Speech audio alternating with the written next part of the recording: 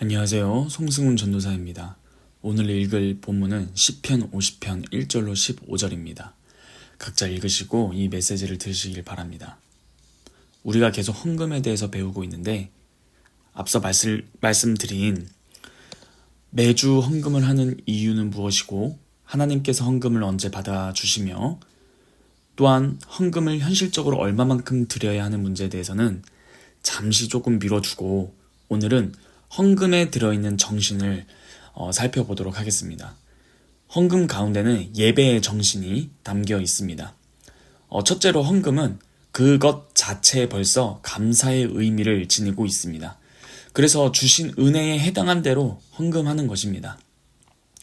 즉 하나님께서 그 사람에게 어떻게 먹고 살게 하시고 어떻게 건강을 주시며 생활할 수 있도록 사회적인 위치를 주시고 활동력을 주셨는가를 생각하고 거기에 의해서 얼마가 되었든지 감사의 마음으로 드리는 것입니다.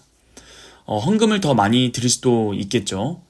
그러나 그 드리는 자가 하나님 나라의 큰 의미를 이해하는 정도가 얕으면 얕은 만큼 조금밖에 못 드리지만 드리는 헌금이 적든 많든지 핵심은 감사하는 심정으로 드리는 것입니다.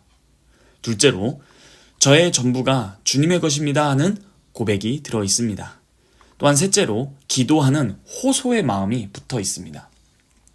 헌금을 할 때 주님 저를 정결하게 하고 거룩하게 하소서. 저의 현재 이 상태로는 이대로는 받으실 만한 것이 못 되지 않습니까? 저 같은 것을 하나님 나라의 그 아름다운 세계에 둘 곳이 어디에 있겠습니까? 그러므로 이것을 받으사 정결케 하시고 쓸만하게 고쳐서 저를 사용하소서 하는 그 마음의 기원이 헌금에도 담겨 있습니다.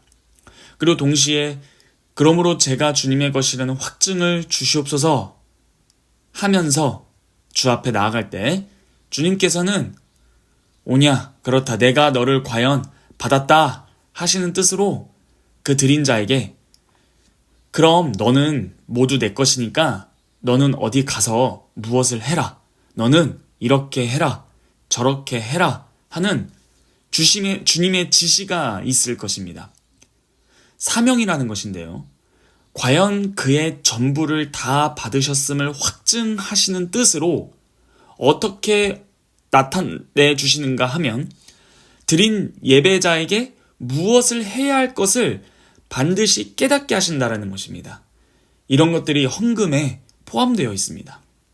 자, 이처럼 헌금에는 첫째 감사, 둘째 고백, 셋째 소원 이런 뜻이 붙어 있지만 이 헌금을 했다라고 해서 그것 자체로 예배가 되는 것은 아닙니다. 쉽게 말해서 감사하고 찬송하고 기도하고 신앙 고백했다라고 해서 예배가 되는 것이 아닙니다. 예배는 예배대로 분명히 그 마음이 합당한 예배의 경계에 도달해야 하듯이 헌금도 그 자체가 예배의 경계에 도달해야 합니다.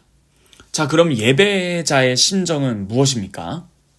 예배자의 합당한 심정은 저의 모든 것을 주께 드리는 것은 주님께서 저의 전부가 되시는 까닭이고 주님께서 저를 지금 당장에도 없애실 수 있고 지금 이처럼 있게도 하십니다.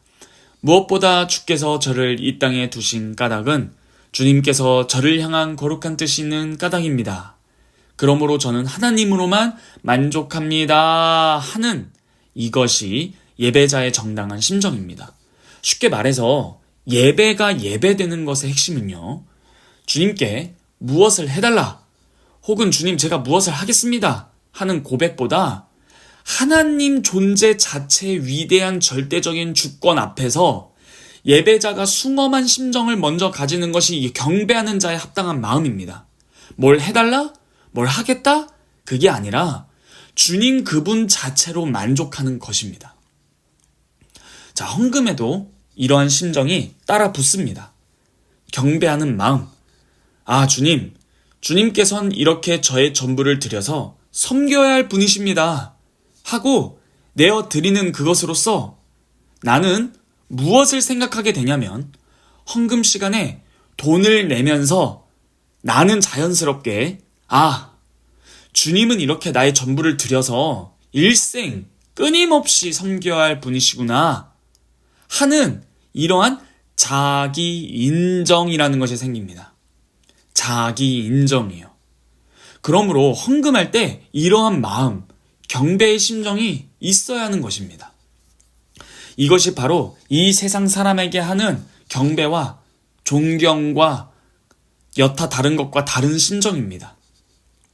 즉, 주님만이 홀로 나의 모든 일생을 다 바쳐서 섬김을 받으셔야 할 분이시고 찬양을 받으셔야 할 분이시고 주님께만 내가 절하고 살아야겠다라는 이러한 심정이 헌금 때 있는 것입니다.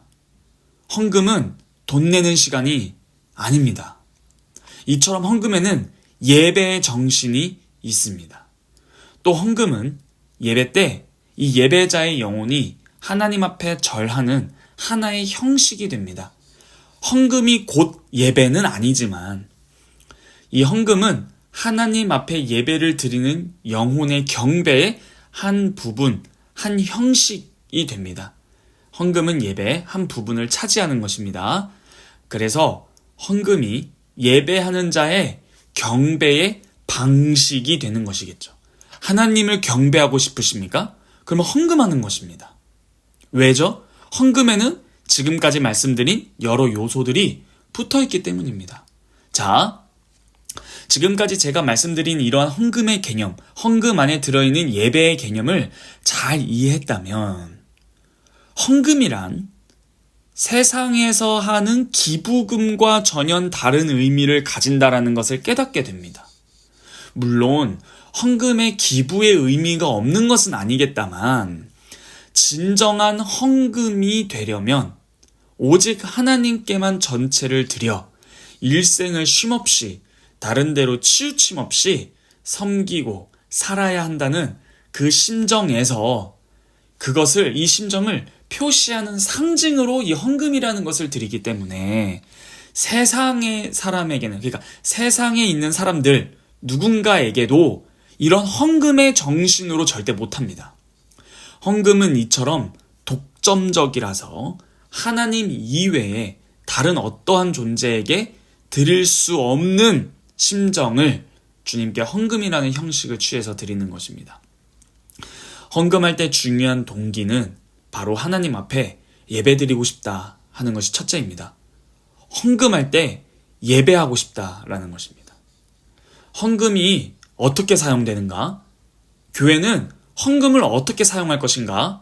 하는 문제는 둘째, 셋째 문제입니다. 물론 우리는 이 헌금에 대해서 배워가면서 과연 교회는 헌금을 어떻게 사용해야 하는가도 배울 것입니다. 그러나 지금 먼저 주께서 나에게 요구하시는 것을 드리는 것이 첫째입니다. 주님께서는 나에게 무엇을 요구하시죠? 너는 너의 전부를 나에게 바치라. 이것이 하나님의 요구입니다.